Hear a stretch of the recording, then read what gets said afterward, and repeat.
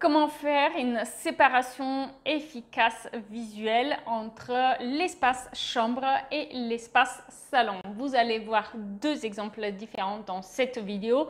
Vous allez d'abord voir un exemple où on a aménagé un espace chambre dans le salon même et un deuxième exemple où on cherche à faire une séparation entre l'espace salon et l'espace chambre dans un studio.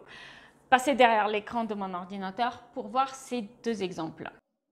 Je vais vous présenter donc deux projets qui montrent une séparation salon-chambre.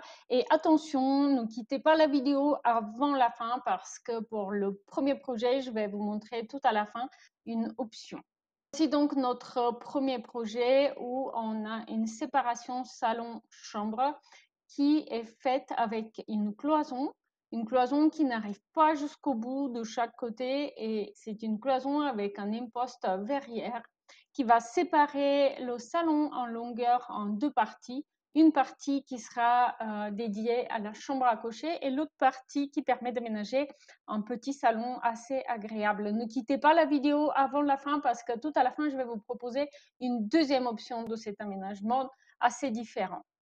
Ici, on a un deuxième projet où simplement on a un studio où un meuble sur mesure avec une claustra a permis de mettre une partie à part, notamment l'espace chambre, pour séparer l'espace dédié au séjour visuellement en moins. Deuxième option du premier projet où en fait j'ai inversé le salon.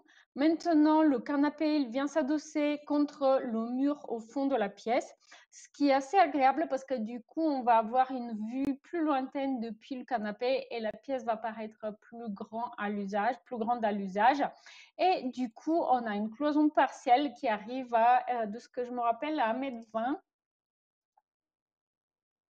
Oui, 1,20 m de hauteur, ce qui permet du coup d'adosser une télé et d'avoir un petit meuble avec des rangements en dessous. Au fond de la pièce, on a toujours un espace dressing qui se termine de ce côté-ci avec quelques étagères parce que ça sera aussi la bibliothèque de cet espace, donc pour le salon, parce qu'autrement on n'a pas beaucoup d'espace et on n'a pas envie de surcharger la pièce. Et donc cette cloison est aussi l'occasion d'accrocher deux petites étagères qui vont servir de table de nuit et aussi avoir une applique lumineuse de chaque côté du lit. Donc un aménagement très très simple. N'oubliez pas de me dire en commentaire laquelle de ces deux options préférez-vous.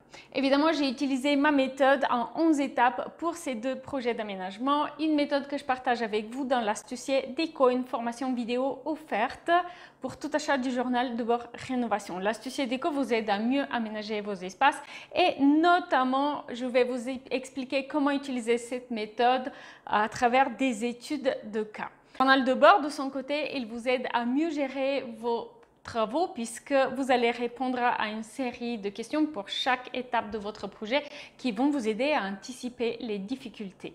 Merci pour ces quelques minutes que vous venez de passer avec moi et à très vite en ligne. Salut!